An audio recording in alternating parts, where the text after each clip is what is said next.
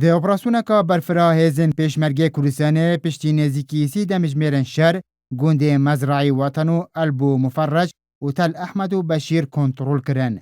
Fermandeyekê pêşmerge amaje pêkê dike. Planeka sê rojî bû rizgarkirina wan gundan dariş bû.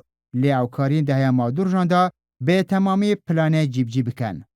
بەپێ ئەو بەرنامەی کە دانرابوو کە ئێمە دامان نابوو لە ماوەی 3 ڕۆژە بتوانین کۆنتترۆلی بەشیر و دەوروبەری و هەموو ئەو جێگانە بکەی کە پێویستەکە بۆ پارێزگاریکردن لە بەشیر توانرا لە ماوەی 24 سعات کەمتر هەموو ئەو جێگانە بگرین هەم دێهاتەکانی دەوروبەری هەم جادەی ڕئیسی ڕەشاد بەشیر.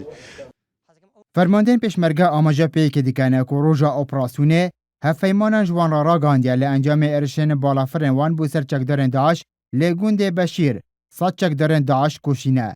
Lê destpêka destpêkirina operasyonê du pêşmerge şehîd ketin û 24 pêşmergên din jî birîndar bûn.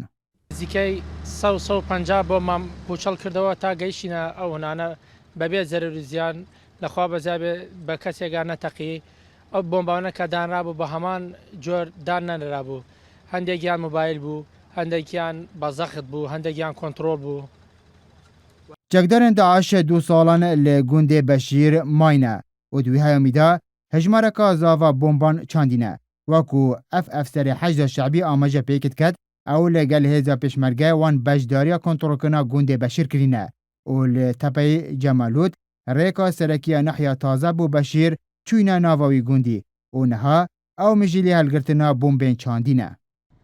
اليوم تبدأ العمليات لتحرير ئەمڕۆ ئۆپراسیۆنی بەشیر کۆتایی هات لەم گوندا چەدەرانی داعش بە هەموو شێوەیەک شەڕی ئاینیان لەگەڵماندا کرد. ئەم گوندە بەدەستی داعش خاپور بووە و پڕە لە بۆمبی چێنراو. بێ کۆنتڕۆلکردنا gundê Beşîr gefên Daeş bû ser bajarê Kerkûkê neman û nêzîktirîn cih lê Kerkûkê ku ew çekdar e têda mayne qeza hewîce ye û gundên derdûra wê.